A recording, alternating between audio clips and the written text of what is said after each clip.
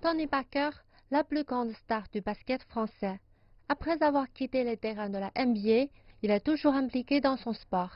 À l'occasion de la Coupe du monde de basket en Chine, Tipeee est venu dans la capitale chinoise. Il est allé voir le match qui a permis à la France de terminer à la 3e place. Bonjour Monsieur Tony Parker, bienvenue en Chine. Merci.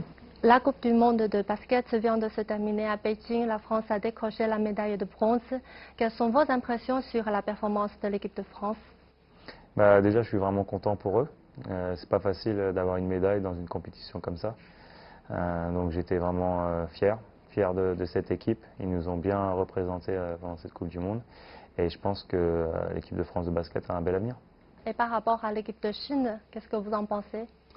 L'équipe de Chine, c'est vrai que c'était un peu décevant, hein. J'aurais aimé les voir aller plus loin, parce qu'on sait l'amour que les Chinois ils ont pour le basket. Et ils adorent ce sport, et, ils ont une grosse passion pour le basket. Et c'est vraiment dommage qu'ils n'ont pas pu passer le premier tour.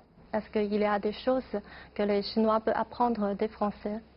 Oui, je pense qu'ils peuvent apprendre de nous, mais je pense qu'ils peuvent apprendre du basket global.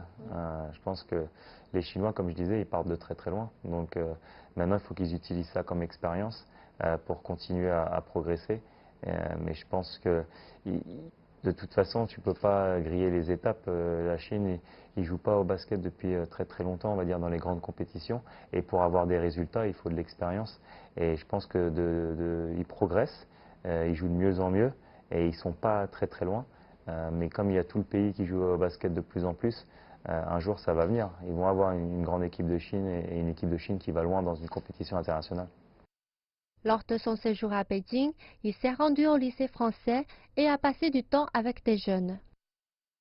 Vous avez pris votre retraite de la NBA. Qu'est-ce que vous faites actuellement? J'ai décidé de prendre ma retraite parce que je trouvais que c'était le bon moment. J'ai accompli tout ce que j'avais envie d'accomplir dans mon sport. Et donc j'étais prêt à passer à autre chose. Ça a commencé depuis, je sais pas moi, 7-8 ans que j'avais l'idée de vouloir faire une académie.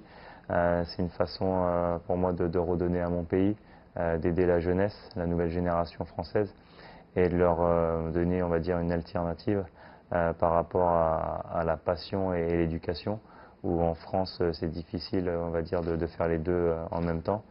J'avais envie, à travers l'académie, de créer un concept qui fait que tu n'as pas besoin de choisir entre l'éducation et le sport. Merci beaucoup pour cette interview. Nous espérons vous revoir très vite. À bientôt. Merci, à très bientôt.